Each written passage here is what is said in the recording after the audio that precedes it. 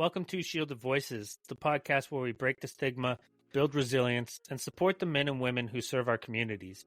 I'm Mitch, a dedicated law enforcement professional with over 8 years of full-time experience and a combined 15 years of experience in law enforcement. My journey began as a police cadet, a reserve police officer, and now I am a full-time deputy. I am a defensive tactics instructor, an emergency vehicle operations instructor, and a former drug recognition expert. Now, I'm here to share the conversations that matter the most. And I'm Brian, a deputy with over 15 years of service. I bring my experience as a defensive tactics instructor, emergency vehicle operations instructor, field training officer, a member of the riot team, as well as the narcotics team as a liaison. I'm also a veteran of the United States Army, and I am passionate about faith, family, and supporting our brothers and sisters in law enforcement. Together, we're here to share stories, insights, and real talk about the challenges and triumphs of life in law enforcement. Whether it's breaking down the barriers around mental health, reflecting on our own shared experiences, or providing tools for growth and recovery, we're here to have the conversations that matter. Our goal is simple: to support first responders, foster open communication, and remind everyone in this community that they are never alone. This is a space for growth, connection, and building stronger voices together. Thank you for joining us. Let's dive into today's episode where we continue to break the silence. Debbie's journey of service began in 1986 as a communication specialist with the California Army National Guard, where she later transitioned into the role of a military police officer. Her first major deployment came during the 1992 LA riots, marking the start of a career dedicated to public safety. In 1992, Debbie joined the Sacramento Police Department as a dispatcher before moving to the Dorado County Sheriff's Department in 1994. Over the years, she became a steadfast presence behind the scenes, ensuring critical communication during emergencies. In 2019, Debbie experienced a critical incident that profoundly impacted her mental health, leading to a PTSD diagnosis. After over 2 decades of dedicated service, she retired in 2021. Since 2022, Debbie has become a powerful advocate for mental health in the first responder community, courageously sharing her story on podcasts and supporting others through their journeys. She is also a part of an online support group, The Power of Our Story. This group recently published a book, Wounds to Wisdom, which features 29 members sharing their experiences of resilience. Today, Debbie continues to give back in multiple ways. She cares for her 4-year-old autistic grandson, works part-time on weekends, and remains a vocal supporter of improved mental health resources for first responders. Her story is one of strength, advocacy, and the transformative power of sharing personal experiences. Thank you and welcome.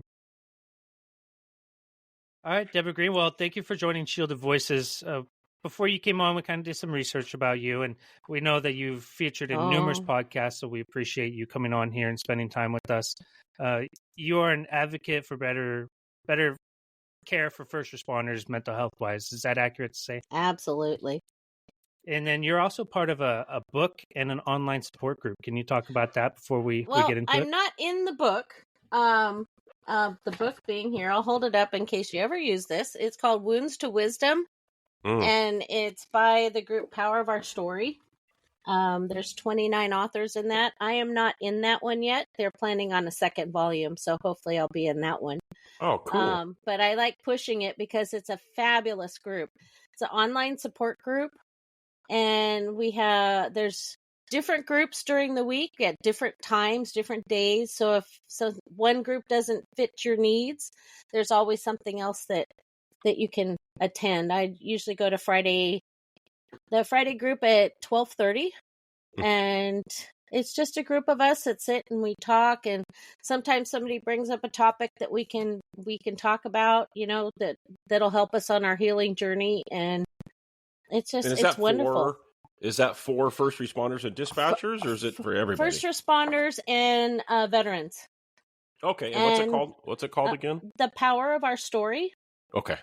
And Perfect. We've also started, there's a small group of us that started another one that goes along with Power of Our Story, but it's for caregivers and spouses and adult children of first responders and veterans that meets once a month. What is that group called? It's the same with Power of Our Story. Okay. It's within that, but it's for friends and families of protectors, This is a great resource for a family. We're definitely and going to check that out. it's very nice. Our first meeting we had one, and last week was our second one, and we had 5 new people show up. Nice. So, Good. it was a good response to what, and we just want to have it grow. Getting some traction. That's good. Yeah, we appreciate that. Debbie, your journey of service began in 1986. Yes. As a communication specialist with the California Army National Guard. Yes. What made you enlist? My family is a service oriented. So we had people in the military as cops. My father was corrections and also in the military. And it just seemed like a natural thing to do when I graduated high school, just to go in and do my service. Where'd you go to boot camp? Fort McClellan, Alabama. Oh, that's now the FEMA base. Yes, it is. I can't even find the buildings anymore that I was in basic training. They've taken them all down. Yeah. I was there. I was at FEMA years ago, and it was weird to go there because I was in the Army from 90 to 98, and it was weird to walk on that place and go, this is FEMA now? Like, it's just weird. That's just an wild. odd yeah. And then AIT was at Fort Sill, Oklahoma. Oh God, I'm sorry. I know. In February, so there's it was awful. Yes. It was awful. And that's where I met my first husband. Okay. And he was in the Army, and we moved to Fort Hood. Oh, God. You just went from one shithole to the other.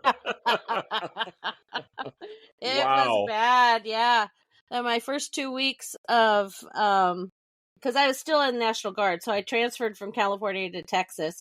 Okay. And did National Guard in Texas, just outside of Fort Hood. In our first 2 weeks, I wasn't used to the heat in the summer, so I ended up having heat stroke. Oh no! My first 2 days out in the field, so that was great. I had my first helicopter ride, and I was a medic that always had to deal with people like you who didn't hydrate properly. Yes, 7 bags of IV later. Oh yeah. Yep. They said, okay, we'll let you go, and you can go right back out to the field. Right. Yeah, we're gonna load you up with ringers and get you hydrated, and off you go. If anybody's listening, hydrate. Yes, hydrate. Please. Yes. Yeah.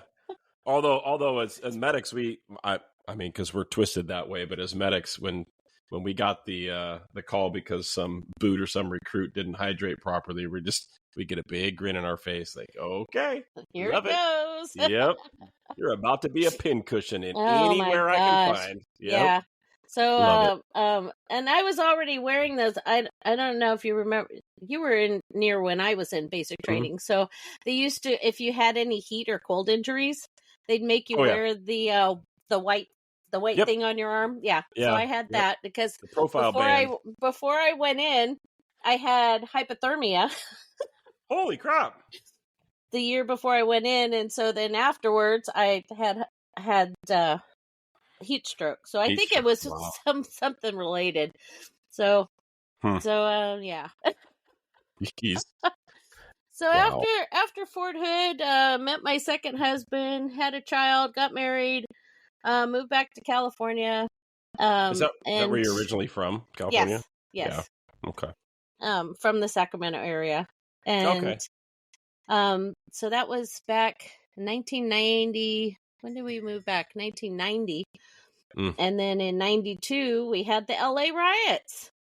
And so I was reading your bio. So you went from communication specialist to military police? Yes. When I moved back to California, the National Guard in California, because I was in a military police unit, they had enough interest that they did their own military police school.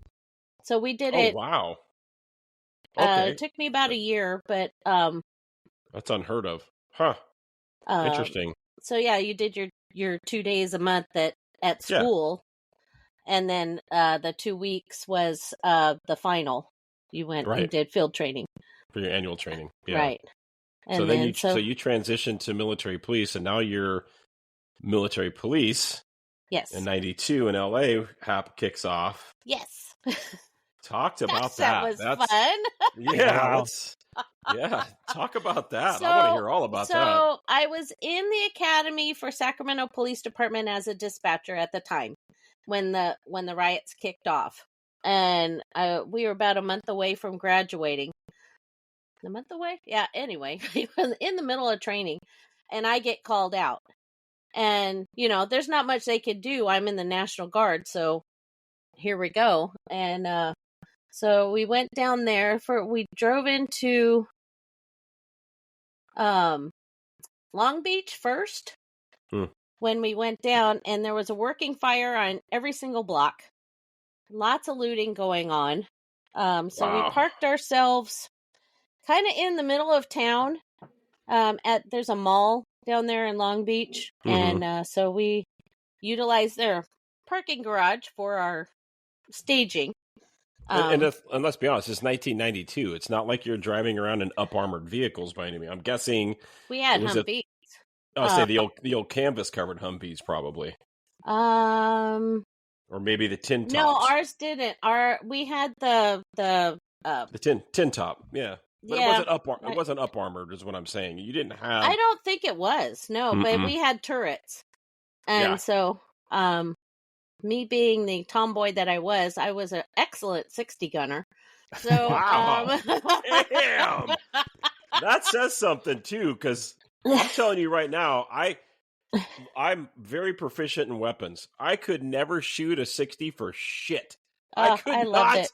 If I shot an M60, I had to aim about 30 yards below my target so the gun would walk up and hit the target. There you go. Like, oh my! I figured if it was in the area, I got it. Right. Spray and pray. And so I worked the turret. Wow. They didn't have any comfy seats. It was just a canvas strap holding your butt up. Yep. And so that was fun. Yeah. How long were you deployed for the riots? Oh my gosh. We were down there for, I think, 4 weeks. So we started out in LA or Long Beach. And then we like to joke around because we were a company of MPs, and it took a battalion of Marines to take over for us. So just saying. Jeez. And for those that you don't know, a typical company is going to be, again, it depends on the unit, but you're looking at 50 to 70 people in a company, depending. Yeah, we had about 100, 150 okay, maybe. Yeah. That's typical company size. And then you had to have a battalion of Marines came in. A battalion of Marines came in. So we were kind of grinning that it took them more people to handle our area than it took us. So, yeah. Right. And when we left, it was under control. They just had to come in and take over where we were at. Then we moved down and became the security for Parker Center, which is at the time was the headquarters for LAPD, which was right across the street from City Hall. Okay. And so what's your mission like? Like, what do you got? I mean, it's chaos, right? I mean, it's. But when drove down there, it was absolute chaos. When we first moved into downtown LA, they kind of had us down by little Tokyo, Japantown down there, and we were kind of running with the fire department, so providing security for the fire trucks and the ambulances that were in the area. Wow. And then they finally got us to where we had guard posts around Parker Center and City Hall. And because I had been in the communications section of that unit when I first came back, and I was training to be a dispatcher, I got to be the dispatcher for the unit. Oh my! And so wow. I did a few guard duties and a few guard runs, but after that, and they put me on graveyard, which was fabulous because we did some fun stuff. Can you talk about that fun stuff? I know there's some. Oh my gosh, yeah. So we had a detective. a detective come down, and I was sitting talking to our lieutenant, and he says, "You guys want to come with me? I got to run down to Watts." And the lieutenant looks at me, and I look at him, and he goes, "Yeah." And he goes, "And she's coming with us." Yes. So Now we the got fun a began. tour. We got a tour of South Central and Watts, and the jungle. We went Mm-hmm. inside there. That was crazy. But yeah, And this by is that, driving, like, are you driving through this area in these Humvees? no, we were in cop cars. Oh, wow. Okay, And gotcha. so we were armed. Right. There's a whole nother story to that one. Oh my Yeah. gosh. Yeah, so they and during the middle of all of that, the I don't know who sent the order down or what, but we were not to have ammunition in our weapons. Mm-hmm. And Yep, that's luckily, typical for a state governor. Luckily, thanks to UCMJ, when you're a military police officer, you get to carry your sidearm fully armed, whether or not they tell you to unload or not. So our M16s were not loaded. So you have gang members driving by you going, "We know you're not loaded," and doing the fingers at you, and yeah, it was kind of scary, because they knew we weren't loaded. No, and we kind of had something similar with riots up here in the Oregon area and in Portland. I served on our riot team for years, and my son at the time was in the Guard here locally in security forces, which is Air Force's military police.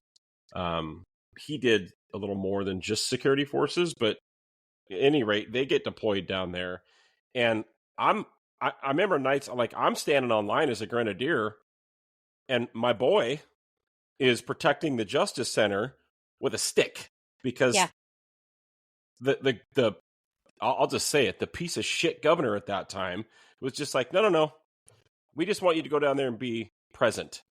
Just be present. No weapons, no. And I'm like, you're sending my kid into a literal war zone with no weapons. And it got pretty tense where they were, from my understanding, they were all kind of piled into the what we call the Justice Building in Portland and ready for them. Like they're trying to breach and they got nothing.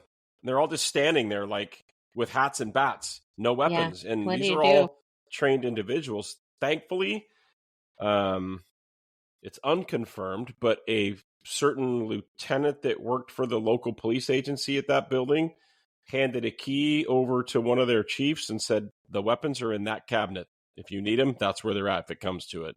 Thankfully, It never came to that, but it was just, it's mind-blowing to me, how leadership just will hang you out to dry like that. It's like, yeah, here, let's go down there, no weapons. They're going to be afraid of you. They're not afraid of shit. No, they're not afraid of anything. Not when you have that mob mentality. It's really scary. Yeah, it really is. But wow.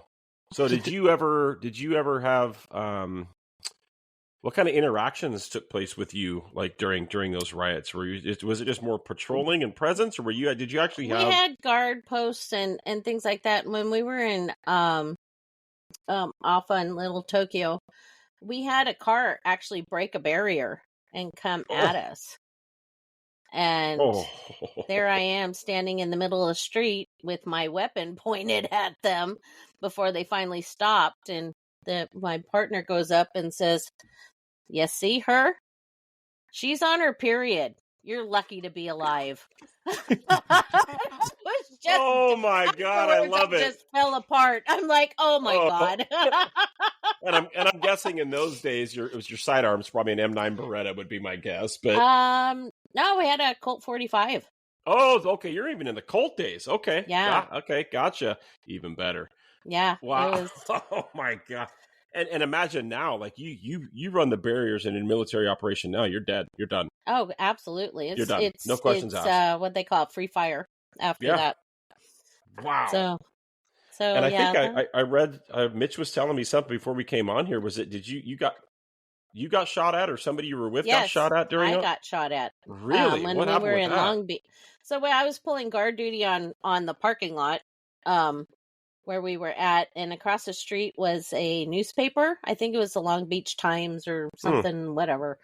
But somebody shot at me from the roof, and they couldn't find them. So that was really sucky. So yeah, that was interesting. Luckily, I had a big, have a big concrete parking garage to hide behind. You mentioned gangsters earlier. Was there a pretty large gang presence during this incident? Long Beach, there was where we were at. They would drive by and, lots of gang sign and, the "we know you're not armed" and stuff like that. Curious, was it more black gangs or Hispanic gangs? It was everybody. Oh my gosh. Yeah. I mean, they came out of the woodwork. Well, yeah, because they want to make their presence known, and mob mentality means that they have a right to cause problems. That was before the times where they, because there was a time down there in LA where it was pretty chill. The Bloods and the Crips were kind of at a truce, and it wasn't so bad. But, you would think that they would take advantage of that and be the bigger people, but and try to quell the violence. But no, they added to it. So you've been through the Rodney King riots, and do you see any similarities between the Rodney King riots and George Floyd riots? Oh my gosh, yeah. Yeah. Because it's a few cops that do make a few bad decisions that make the rest of us good people look bad. And the general public doesn't understand that. They just see cops. And they make that generalization that everybody's bad. I was working at dispatch during George Floyd, and even then, we didn't get the respect. It was, oh, what are you guys going to do? And, even though we were in a rural county, we still had effects from that coming up from Sacramento. And we even sent our SWAT guys down to Sacramento to help with the stuff going on there. So it was just, they just don't understand. It's that one bad cop that makes everybody look bad. That's the truth. I mean, I think even statistically, and Mitch and I have talked about this before, it's like, it's literally like less than 1% as far as the law enforcement community in this country. It's less than 1% that are, I put this in quotes, bad cops. Right? Oh, yeah. Anybody's going to argue that and be like, well, this asshole pulled me over and gave me a ticket. No, I'm talking about bad cops, not somebody that was having a bad day or, you're pissed off because you got a ticket. But it's such a small amount, but, mainstream media just runs with whatever they can. And it's almost like that's the fall of society, is this mainstream media. Like when you and I were growing up, I didn't hear about, like I live in Oregon, I didn't hear about a car crash in South Carolina. I don't need to know about it. Yeah, exactly. You know what I mean? You don't need to know that. But now you hear everything. Well, and that's because of the 24-hour news cycle that they have now. CNN was... We'll blame it on CNN. CNN's a fault. Yeah. I love it. Love it. So you go, the riots come to an end, and then now you got to go back and kind of pick up where you left off in Dispatch Academy, or did you have to start over? Right. No, so I came back and they were graduating, so I technically went through graduation with them, and then went back into the academy to finish up what I needed to finish up for the call-taking portion of their academy. And what year was that you started actually being a 911 dispatcher? 1992. 92. Wow. Okay. And so then, what's that? How old are you at that point? Oh my goodness, 25. I know it's math. I know, got math. Yeah. Darn math. I'm sorry. It's early in the morning. How old did you say? I missed it. 25. You said 25. Yeah. Okay, so young. I mean, that's I mean, you've already been through in your early 20s. These LA riots, traumatic. Well, yeah, and I was also a military wife, so I I didn't lose my husband. He came back, unfortunately. Sorry. This must be the My ex-husband. my ex-husband, yeah, he went to Saudi Arabia. So the first so Gulf, I yeah. was so I kind of had a mixed kind of thing going on. You know, I was a military wife left with 3 little kids. Mm. Well, he goes to Saudi Arabia, trying to work and deal with that while living with my parents. Whole another story. Mm-hmm. And then he comes back, and I start the academy and finish up with that. And I lasted about a year with them. And not for being horrible, I just couldn't keep up. My typing speed was not, and stuff was not where they wanted it to be.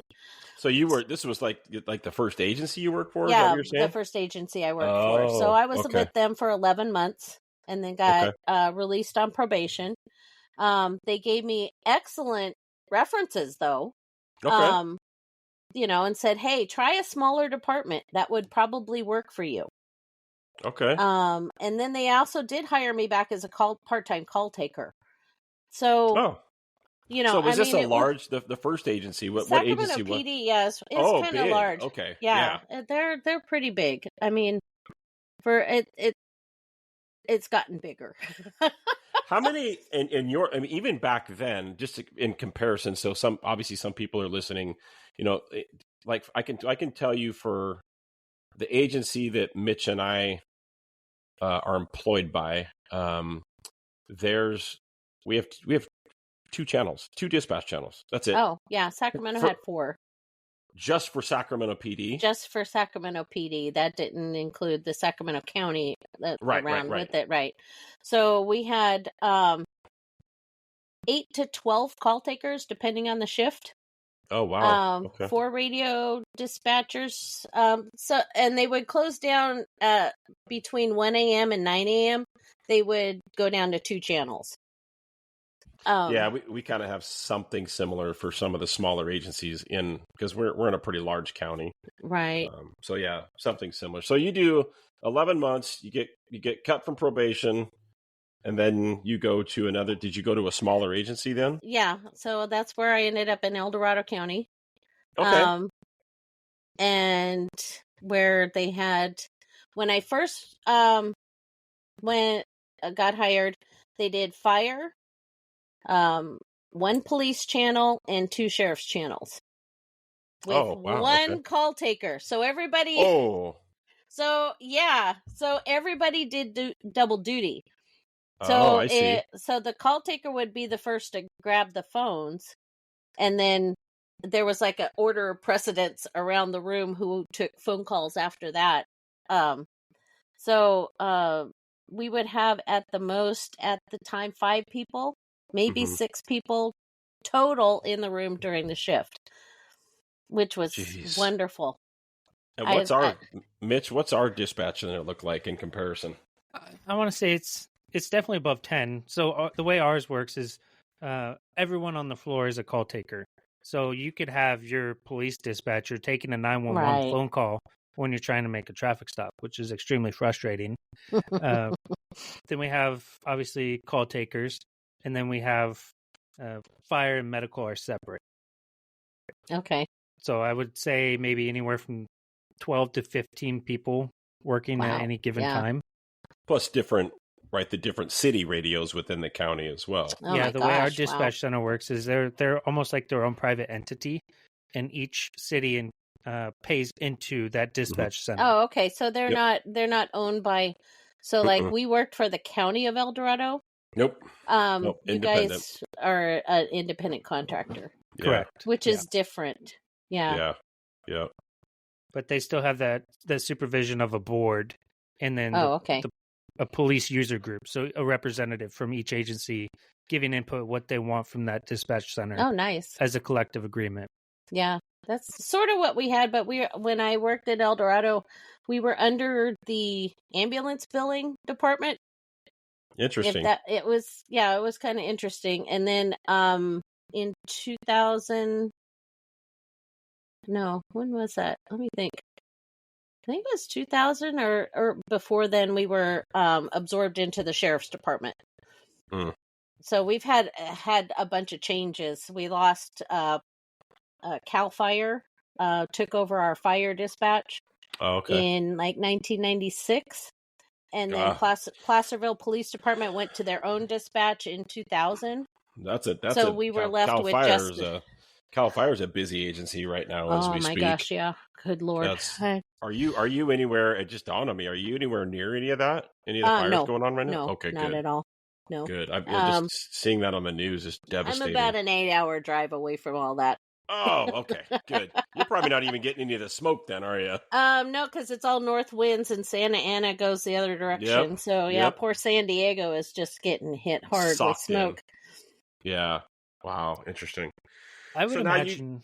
Go ahead, Mitch. I would imagine instead of, the way our dispatch center works with you guys being with the sheriff's office, I would imagine that your relationships with your deputies is a lot closer than what we have with our dispatcher. Oh, most definitely. I mean, they would come up and, before the end of shift and come and sit and, talk to us at,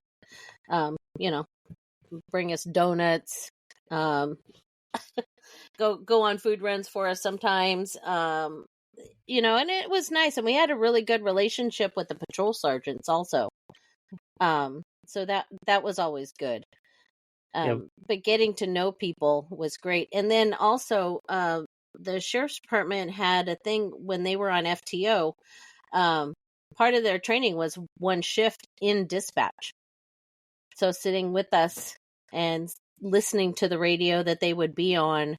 And as a recruit officer? Yes. Or deputy? As a new deputy. So if they were on FTO, they had one night where they had to come up and sit with us. I know we have we just have to, it's a checkbox for us. I'm a field training officer. So like when I have a recruit, I have to basically they have to tour the facility. That's it. Oh yeah, no, they get a tour, but then they have to come back. They got to come back and sit with us. And it's enlightening. It's enlightening. It's kind of like when they'll sit and, it's just them. They can say, oh, I'm having problems talking on the radio. And it's just like, well, it's just like we're talking right here. That's all it is. That's all it is. And, yeah. And they would get better on that. And then we would also tell them, okay, when your FTO tells you to do this way, when you're telling us to do a traffic stop, no, you do it this way. Right. Yeah, y'all are. I'm telling you, dispatchers are picky. You all are picky, but for good. This, yes, and this. Yes. It's for me. It was always very because I've been to our. Interestingly enough, it's a stigma for us to go to. It sounds weird, but there's a stigma for deputies and officers to go hang out at the dispatch center because then the stigma is bad things happen. It's like, really? We're all grown adults. Stop it. There's a room full of people. Like, give me a break. Just don't say the Q word and you'll be fine. Right. Yeah. I'm not going to dive into that. Yes. And then, but again, as an FTO, I always enjoyed going up there and taking my recruits because it also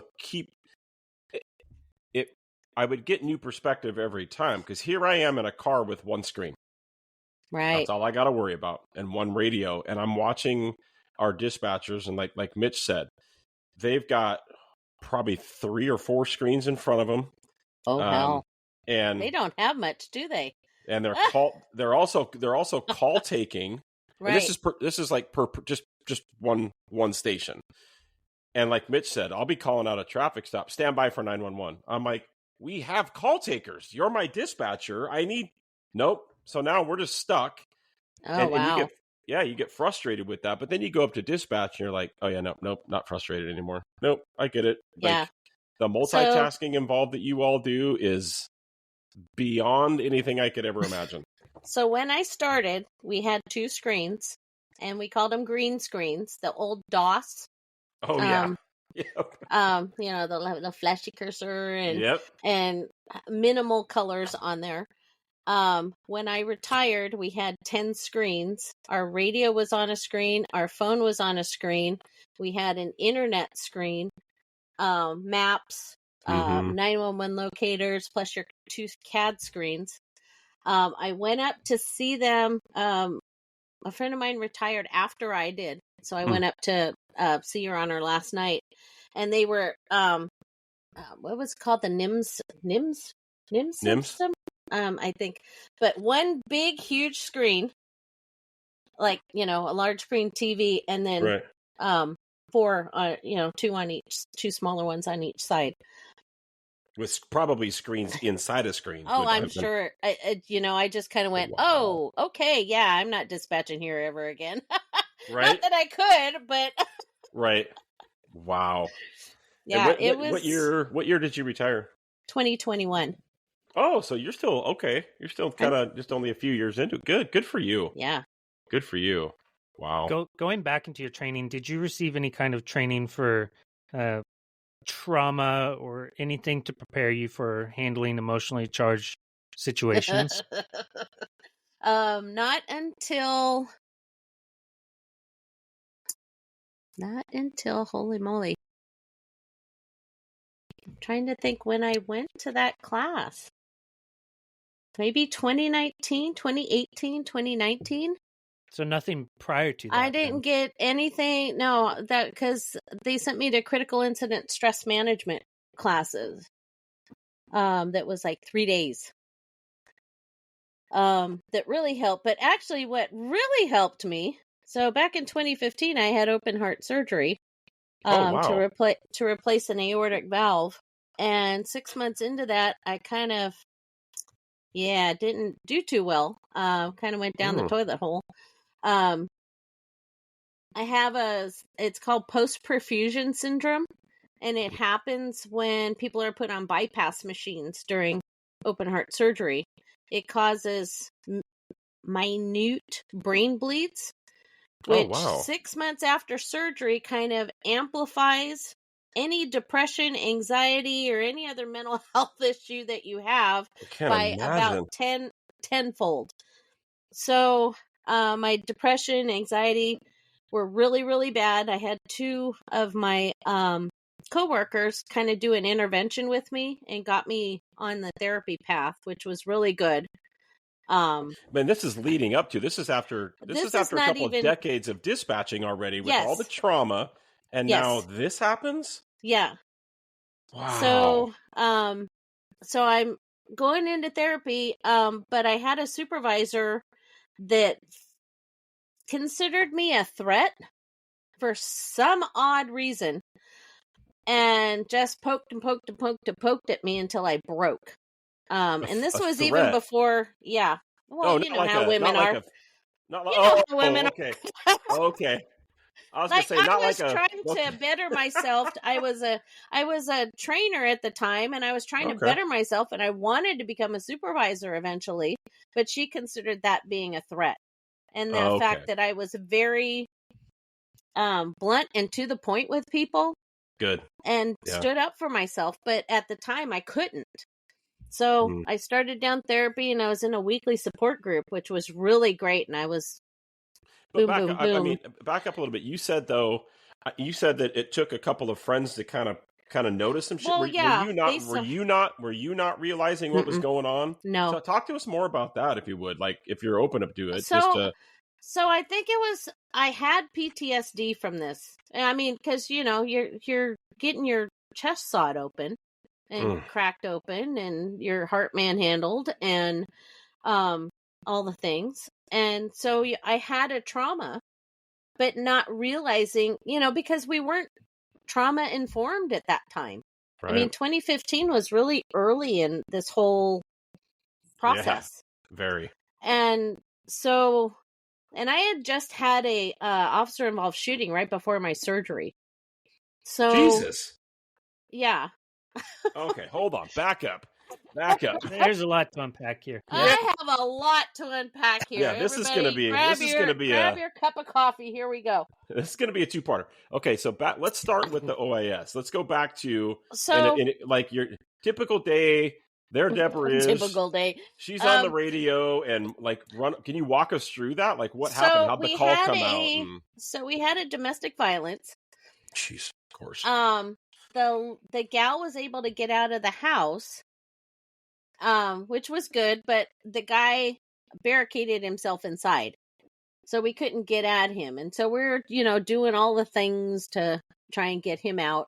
Mhm. Well, he actually before that, he started shooting at my guys when they were pulling up.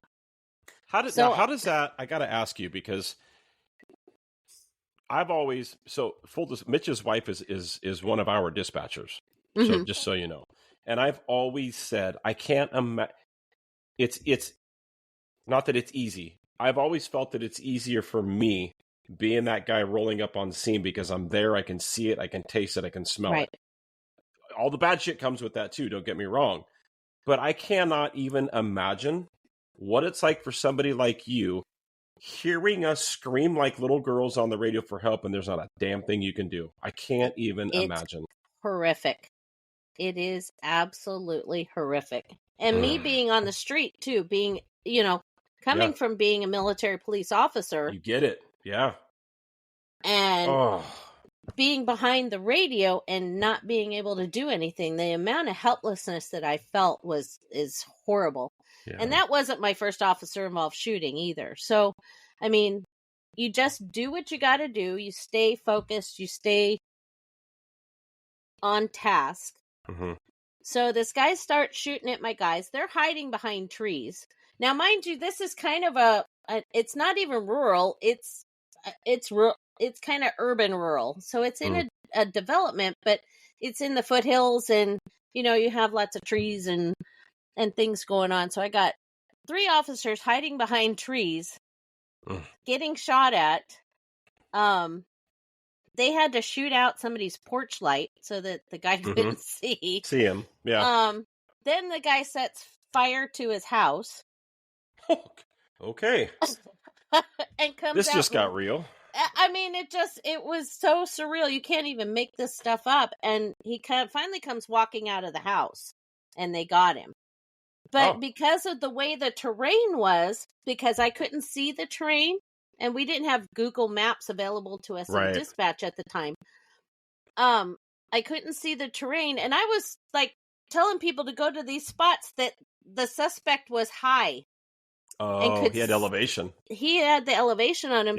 Yeah. So we had to do some other things, and we had the SWAT team call out, and it was he came out and surrendered eventually, or did he get? Yeah, he just came out and surrendered finally, but the house burned down. Right. I mean, the Christian in me, the Christian in me is like, good. I'm glad he surrendered. The cop in me is like, you little bitch. Crap. Yeah, you little bitch. Like, you want to have a shootout, now you're going to come out and be a little bitch. You know what I mean? And I'm being, I jest, right? I jest. You can't kick the shit out of him. You know? Right. Yes. You just shot at me. It's like, yes. God. So and that's the. Mitch and I have talked about it, and that's the difficult part for us as deputies and officers too. I've explained it to people that even when I am fighting somebody, and I'm very, very proficient in fighting, I teach it. Even as cops, when we're fighting somebody, it's this weird dichotomy that's happening during the fight. Is we're fighting, but we're being very careful while we fight. It's the weirdest feeling in the world. It's not like not like if I'm in a cage fighting and I'm trying to knock this dude out. I'm fighting somebody who wants to hurt me, but I have to be careful about it because of the liability involved. Right. So where I was trained to shoot to kill, right? That's what my basic training was: shoot to kill. Yep. You can't do that as a cop. No, you cannot. It's like, okay, let's find the threat. We count our punches. We We absolutely do. Yep. Yeah, it's just amazing. It is so amazing. Remember, Mitch, prior to body cam, we absolutely counted every strike because we had to document it in a report. And God forbid you were off by one or two, and God forbid you dropped an F-bomb during that fight. Whoa. Oh my gosh, holy, yeah. Oh, the politics. Yeah. The politics. So anyway, this is kind of. So you have this OIS, and you're hearing your guys and gals roll up on this call, and the shots fired. And I'm guessing as a dispatcher, you're just trying to get more cops there. Oh yeah. I mean, so when that happens, when you're the primary dispatcher, at least at our agency, everybody else turns into support and allows you to concentrate just on what you're doing. Yep. Good. So everybody's like calling who they need to call. We had a protocol of what we needed to do, and, getting medics there, getting the fire department there, calling in other agencies, because it was an active shooter. So and it was at the part of the county that was close to Sacramento.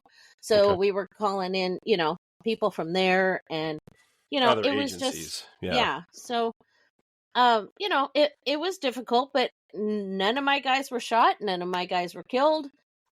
We walked away okay, and I want to point out for those that are listening, when Deborah talks about this, the ownership that you take, my guys, and that, like, you're actually going to make me start crying. I'm not even joking. Like, it gives me chills because I know that the ownership that you guys take as dispatchers when we're in the thick of it, it's so, I mean, I can't even put words to it. Those are your people. Like, they're my guys. They're my kids. I mean, at you're that our point angel. in time, I had kids as old as these guys. Right. So yeah, you literally are the dispatchers. Even though we all know as cops and firefighters and first responders, we get snippy with each other on the radio sometimes, and I mean, it happens. But I've always even taught recruits that person on that radio, that is the angel on your shoulder. That's the person that when you're screaming like a 2-year-old little girl as a grown-ass man, they're going to make sure your cover gets there. So absolutely. Be nice. Yep. Be nice. Absolutely. Yeah. So then you go, sorry, we went backwards there. So then you go, so you had this OIS, and now, so then what I was alluding to is these people that are now seeing that something's wrong. Right. So I had, I went from that. So I had that trauma that I was dealing with, because it is, even though everybody came out of it, it's still a trauma. You bet. So then I go into, my open heart surgery. I was off for 3 months, 12 weeks, whatever. Is that 3 months? I don't know. It's math. And so I come back, and, mental health was not talked about. Mm-hmm. And so I came, I just kind of, I was doing things that everybody's like, why is she doing them that way? It was just, I had a major trauma to my body. Yeah. I had come from a trauma before that, and even when they told me I had to have open heart surgery, they were ready to schedule me that day to go in. Wow. And I'm like, whoa, I got shit to do. Yeah. I got to get stuff ready here. So, we waited a month, but yeah, it was that bad. I mean, they were ready to take me in that day. Mm. So, and was it if you don't mind me asking, was it to this point, is it because of the years, because we know the physiological response that our body has, or was it lifestyle? Was it, or was it just a cumulative? So I was born with a heart defect on my aortic valve. Oh, okay. So instead of 3 leaves coming out, I had 1.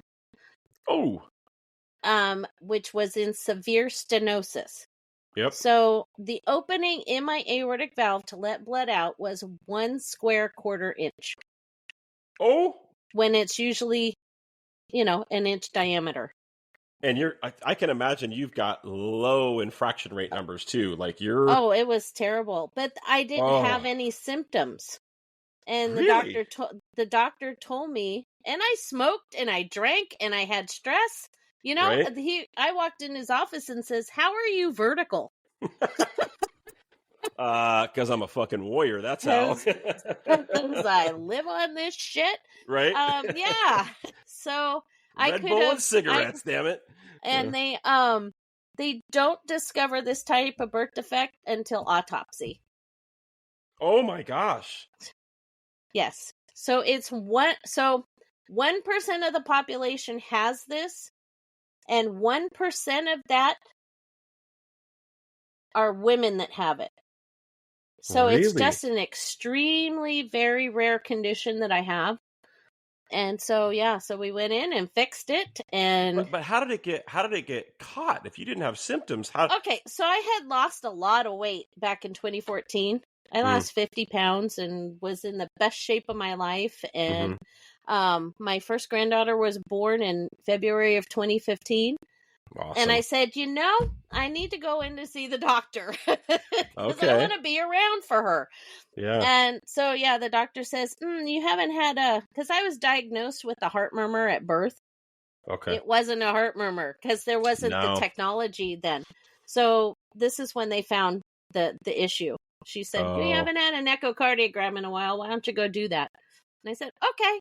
And and then 2 months later, I'm in surgery. Man, if that's not God ordained, I don't know what is. That's awesome. That is awesome. So, man. So yeah.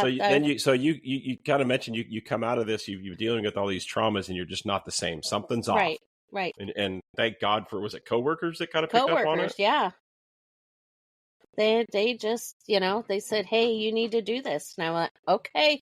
Did you notice anything was off? I thought there was something off. I was like, why am I yelling so much?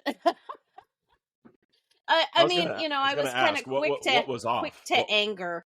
A lot of quick to anger stuff. Mm-hmm. And just crying at the drop of a hat, and which I found is another symptom of this condition is, I was crying at stupid Hallmark commercials, Oh. I mean, I was crying at ketchup commercials, I mean, it was just I really... cannot, I just, and these commercials are St. Jude's commercials. Nope. Oh, yeah. I've turned off. Yeah. I've turned off. I will empty every bank account I have, and there will be tears in the envelope with the check. I'm 52 years old, and there are commercials that my wife even knows now that she's like, nope, because I don't want to see my husband cry for the 5th time tonight. Or the sad dog commercials with what's her name singing? Sarah McLachlan. Sarah McLachlan commercials. Yeah. Yeah. Man, I hate that woman only because she makes me cry. I'm the same. So what was it? Would you mind? I mean, during that time, was family noticing, like, when you say anger, was it like outbursts? Were you violent? Were you? I wasn't violent. I was just, I was, my patience. My patience was gone. Yeah. I was just very quick to yell at people. Luckily, the children weren't living at home. So, yeah. So otherwise that could have been bad. But, my husband is a great guy and let me kind of abuse him for a few months, but he understood. Did you ever find yourself through that? And I'm speaking because this was my experience. Like, for me, I was overbearingly protective, overbearingly controlling because of the stuff that we deal with right at work. Mm-hmm. We do everything we can to protect our loved ones from that. Oh, yeah. And I can imagine, I mean, it's no different for dispatchers. Mm-mm. You guys, I mean, you're dealing with, let's be honest, twice the trauma, because you not only have the physical, but the vicarious trauma as well. And you know which part of town it's happening at. It's like, I'd have people say, well, I want to move such and such. I go, oh, don't move there. Right. Yeah. No, you don't want to go there. No. And, and trying to protect my kids and making sure that they were okay. Because I lived in a rough part of Sacramento, too. We lived in South Sacramento, and that was a very rough part of town. And so, and where my kids went to school at. And so, I was very protective of all of that, and trying to let them be independent at the same time. Right. Yeah, it was tough. So what was once these friends kind of get their arms around you and you open your eyes, for lack of a better term, what was that? What did that journey look like? Well, I started down EAP because that's the only way I could. So I went through that, and as a warning to people, when you do EAP, it's hard to find a culturally competent therapist that's willing to take you on. That's the truth. So I finally found one guy, and I went to one appointment, and as I walked out, I said, this is going to take longer than 3 appointments that they're giving me. Yeah. Yep. This That's is the going to truth. take longer. And so, luckily I'm on Kaiser Permanente. I don't know if you guys are familiar with them. Yeah. Yeah. But they have built into their health system is mental health. So, yeah, unlimited mental health. I love it. And I think a lot of the bigger, I know Providence, because we have, our agency has both Providence and Kaiser. It's your pick. And I think Providence is the same way. I have Providence the same way. Mental health. You know, just go in and make your mental health appointments. Mm-hmm. Kaiser's all about the preventative also. So lots of classes. So I went to depression classes, anxiety classes, work stress classes. I learned a lot of coping skills. I went to a, what's the word? Not meditation, mindfulness. Mindfulness classes. Mm-hmm. Yeah. Learning to breathe, learning to meditate. Just, and it was stuff that I could take back with me to work. Back to the job. Okay. You know, and it was like, okay, I can calm this person down. And, you know, so I was not only just working on myself off work, but I was working with myself at work doing this stuff. Mm-hmm. And so, and then I found a weekly support group that I was going to. So that was great. And it just kept me going, you know? Yeah. Wow. Well, it sounds like you've definitely, I mean, we're only a few years into a decade into your career at this point, and there's still so much more. 2015? Oh my gosh, that was almost 20 years. Right? I started with El Dorado County in 1994, so that was just a little over 20 years with them. This is the same El Dorado County there's a cop show about, right? Yes. Yep. El Dorado County Sheriffs, I think, is what the cop show is. Cops of El Dorado or something like that. Yeah. Yes. Yep. Actually, and it's funny because you told it as this small town. Obviously, enough shit happens there. They made a show about it. So it's not like it's some there's a lot of nothing stuff happens. that happens. And what's funny is, you know, when I first started there, at 11 o'clock, the sidewalks rolled up and everybody was inside. And when I left there, not so much. Right. It was busy all night long. Yeah. Mm-hmm. Wow. So what types of calls or events impact you the most? Oh my gosh. Let's see. Kids involving little kids. Oh. Little kids calls are the worst. One Christmas we had to pull 3 of them out of their house because of living conditions. Christmas Eve, and put them in foster care. And that just killed me. But what we did was, as a shift, all the guys on shift and all the dispatchers, we pooled our money and we sent, and that was at the time that Walmart was open 24 hours. We pulled money and we sent somebody over to go shopping. They brought everything up to dispatch. We wrapped it all, and then we sent it with the social worker to the foster home so that they had stuff with them the next morning. That's the stuff that the public doesn't see about. Oh, definitely. The first responder community. It's. I'll send you, or when we're done here, I'll send you a link. It's a YouTube video. I'll send you. I won't talk about it on here, but it's a testament to the stuff that dispatchers and first responders do that there's no recognition for, and not like you're doing it for recognition. Oh, either. yeah, it's just, no, we're it's the not right thing to do. Yeah. You know, the little lady that her poor dog died, and she didn't have, she didn't have enough strength to go bury it in the backyard, but we took care of that for her too. Oh. And got her a nice little urn for her dog, but it's that stuff that you don't hear about. Right. Because it's not newsworthy. We're not out killing people and hurting people. It's not news falling sexy, asleep on duty and things like that. Yeah. Well, look, I'd be lying if I said that never happened. When you're burning me too. You're burning the candle at both ends. You did a 20-hour shift the day before, and you got to come back and work graveyard.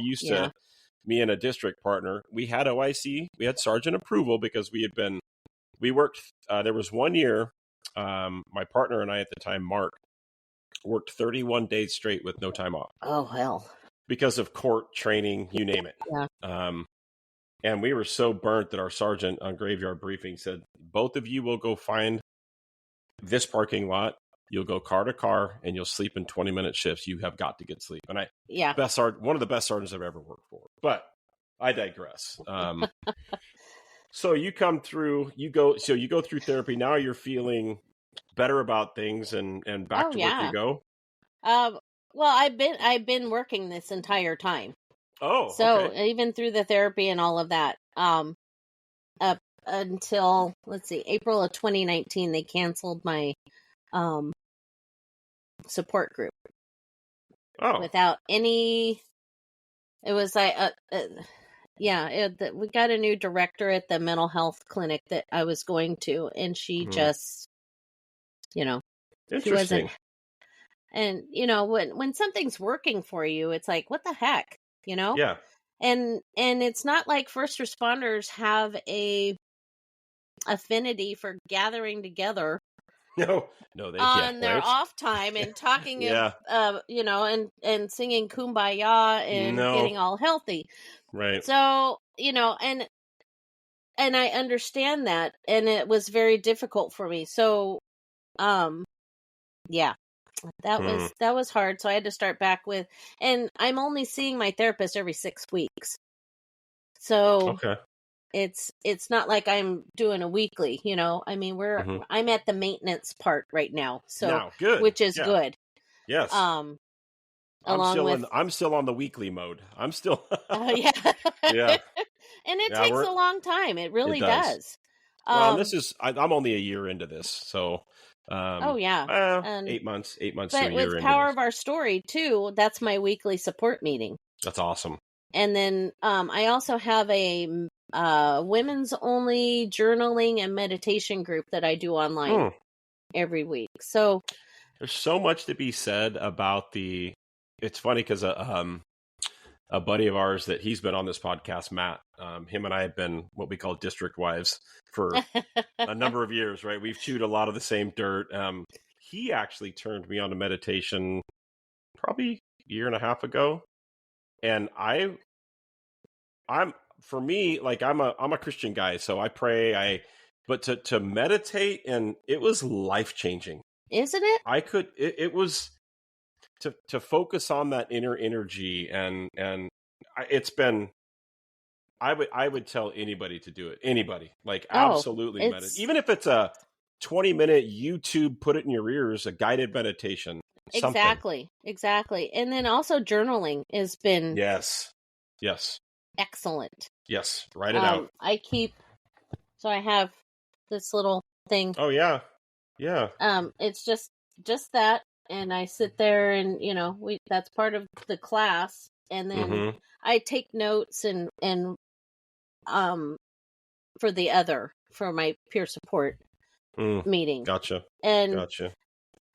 And I'll come in and, sit in the office and just kind of write stuff out. And it really helps, Good. And then when this little book is full, I'll go out in the backyard and burn it. And then, right. Because you've written it out. Send everything out to where it needs to go, and then start a new one. Right. Release it. Good for you.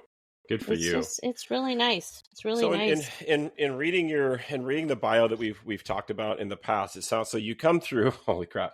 We've got the LA riots. You've come through being shot at as a young woman, dealing with Lord knows how many OISs as radio, the health, the open heart surgery, not to mention a disbanded marriage during this whole time too, right? Two disbanded marriages during this time. Okay, you're whispering. I'm husband number 3.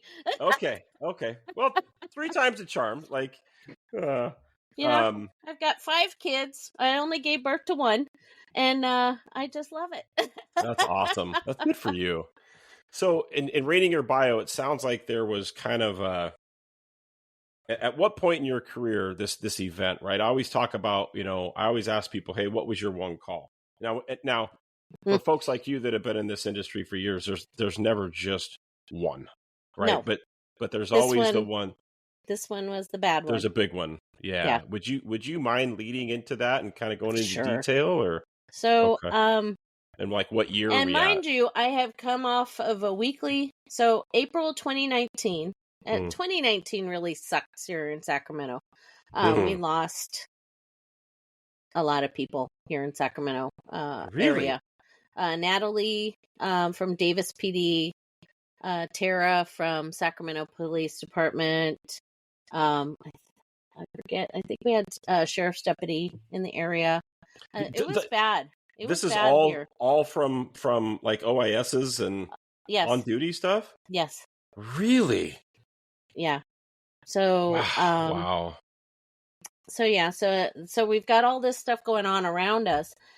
My weekly support group is canceled. I'm back on 6-week therapy sessions with my therapist.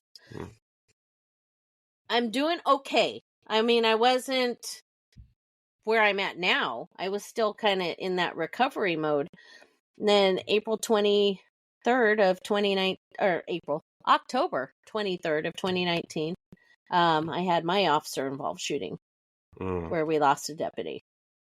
And what can you lead us into? Like, I mean, you're the dispatcher. How'd that call come out? Like, so it came out as somebody calling. Now, in California, I don't know if you guys have it out there. We're legal marijuana. Yes. Oh yeah. Of course, we're Oregon. Of course we do. We're legal. Everything. Everything's legal in Oregon. You want to do meth? You want to do heroin? As long as it's under a small amount, hammer down.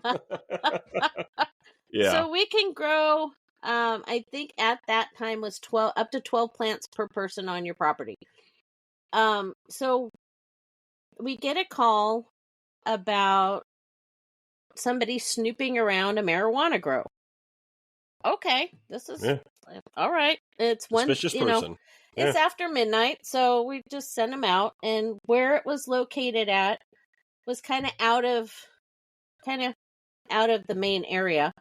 So I sent 3 deputies out. One of them was a canine unit, and then I went on break because this is what we do in the middle. Normal. I mean, it was a normal situation. So I'm out on my break listening to my little podcast, and I walk back in the building and I get a text that says, "We need you down here now." And it's like, okay, the poop has hit the fan for, I don't know what's going on. So I run down the hall. I get in my chair, get my headset on, and talking to my partner, and she's let me know we've had shots fired. And I'm like, okay, we'll take it from there. Not your first rodeo at this point. Not my first rodeo. I mean, we've, you live in a rural county, you get a lot of shots fired. It's just the nature of the beast. So then I hear the shots again, and they're trying to talk You can hear the shots over the radio because the officers are keying up. I'm assuming the people out there it's actively shooting. So what happened was, the backstory of this is this caller who had a grow on his property was approached by the cartel to grow extra plants for them, because this is a new thing with the way the cartels are working now. Yep. And so when they come, because October is harvest season down here, the cartel came and said, "Hey, we want our stuff. We paid you this money." And the guy says, "Oh, no, I want all this stuff. I did all this." Oh, what an idiot. Oh, yeah. So when they came in to take the plants that night, he calls the cops on them. So we're walking into basically an ambush. And so the guys go out in the back and they're fired upon. And my one deputy is killed during the firefight, and a ride-along who was a deputy applicant was also shot. He survived. So in the midst of all this, I don't know what's going on. We're trying to raise him. on the air. Nothing's working. You know, the little tricks is, hey, just click your mic so we know you're okay. Nothing, just crickets. And then, you know, at that time, I just said, I yelled to the room, get me the world. And so, you know, we're calling everybody. Like you said, there's only three cops out there. Now you've got one down. And luckily, the ride-along had his service weapon with him, or had a weapon on him, so he was able to help return fire. Good. Which was, thank God. But we had, where it was located, the county south of us was the quickest to be able to get to where they were at. So we're calling them to get, you know, because the guys took off. We didn't know where they were in the area. They were on foot. So we had, you know, the world coming in. I had people from Tahoe coming down. I had people from Sacramento coming up. We had the helicopters ordered, which actually turned out to be a fixed wing, which actually was more beneficial in the end. And just everybody came up. And then what I heard was that they had gotten him out of there and put him in an ambulance. And at that point, I'm thinking, okay, he's in an ambulance. He will be fine. And I shoved that whole mess to the back of my head. Right, and they're transporting, so he must be fine. Right. He's got to be fine. So I'm concentrating on the stuff at hand. They get to the hospital, and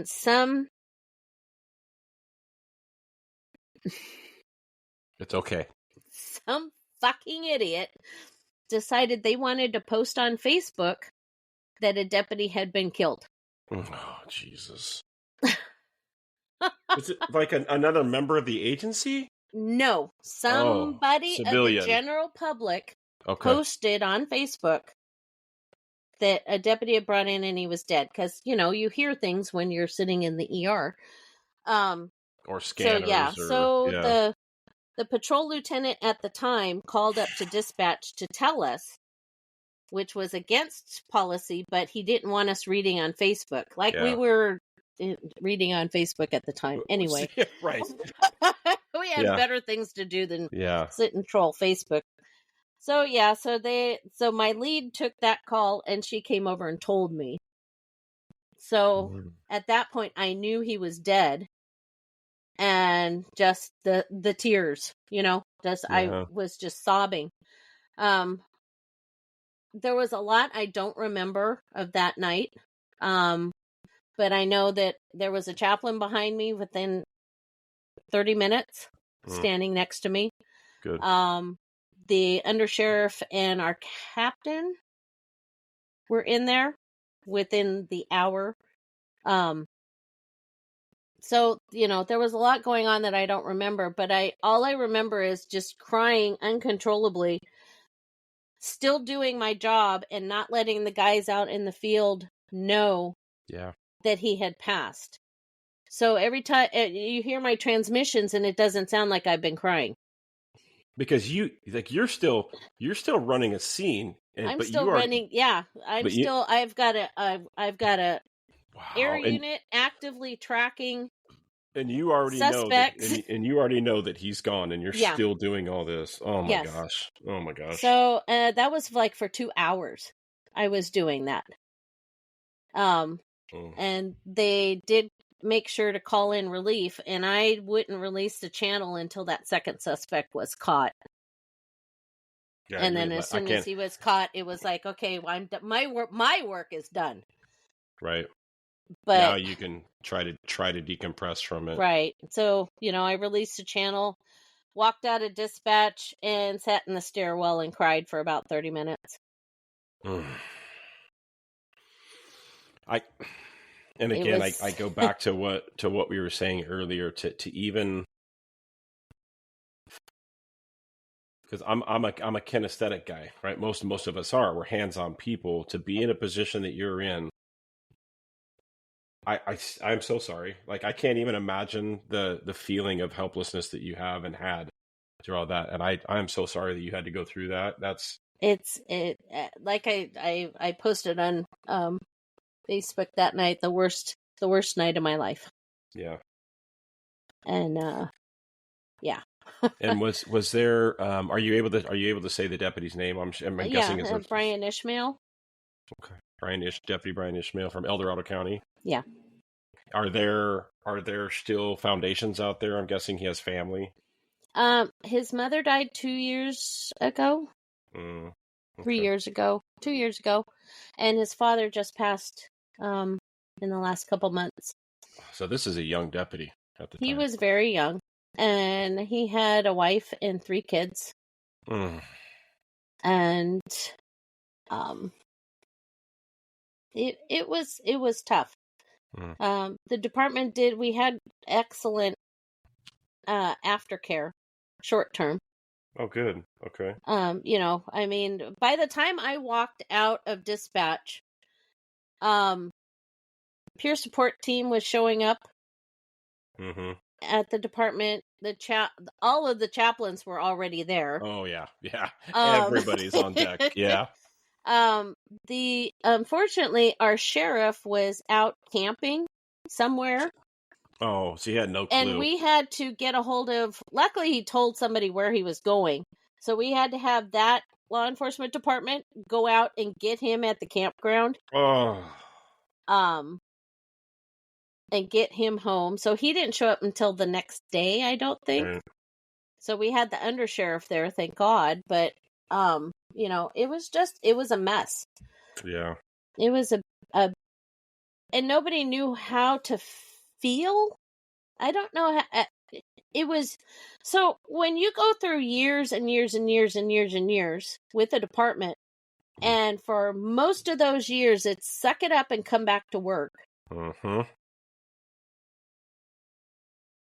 And you have this, because this is the last deputy that had died on duty was 2 years before I started, so 1992. Oh, and that was from a car wreck. Oh, and then before that was like in the 60s. Right. From a car wreck. Jeez. The last deputy that they had that was killed on duty by a shooting was back in the 1850s. Oh my gosh. Okay.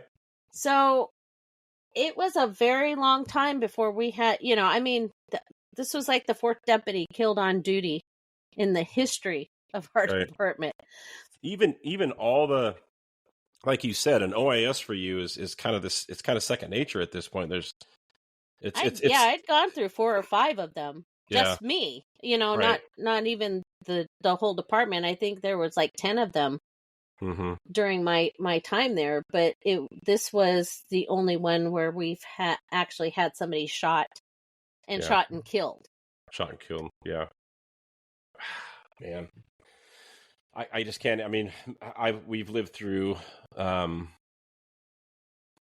similar with our agency. Fortunately, both deputies are still alive, but it was still a heinous, bad. And to a very, very well. I mean, one of them was my first field training officer, actually, and to be that not first guy on scene, but to be on scene and see this man of a man, right? This guy that coached you and taught you being pulled off the side of a hill on a sked with chest tubes and the blood, and you're just like, oh shit! It just to relive all that, like it's it's not fun. No, and for me, that particular call, I had a what we call a phase 1 recruit. This kid had been on the road 3 days. Oh, Jesus. 3 days. And it's like, welcome to cop work. Yeah, exactly. And, everything that comes involved with it, it was 120 mile an hour driving to get there. You know what I mean? All the things. Oh, yeah. Oh, my gosh. And imagine like we do like debriefs at some point after. Do you guys have something similar? Can you talk about that? I had one. So we had a stress debrief that night. Oh, wow. Okay. Yeah. Just all the dispatchers were pulled into a room, and we had our peer support person there, and just kind of going through, letting us talk, going through the process that we were going to go through the next week or so. Mm-hmm. And then we were, after that, we kind of were left to our own devices. I was walking around a lot. I just didn't know where I needed to be at. Somebody mentioned to me that you might want to call your husband. Yeah. And I looked at my watch, and it was 5:00 in the morning. And I said, "Oh no, Mr. Green does not get up before 5:30."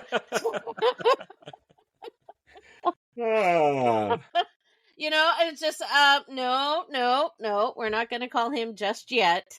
But I did call a couple of friends of mine that were newly retired from the department. It's like they were my besties, and I went, I don't care. I'm waking their asses up. Right. I need somebody to talk to. Yes. And I had a person with peer support that was kind of shadowing me around. Okay. Just kind of being there for me and letting me talk and let me get my whatever out. Right. Because you feel very lost afterwards. Yeah.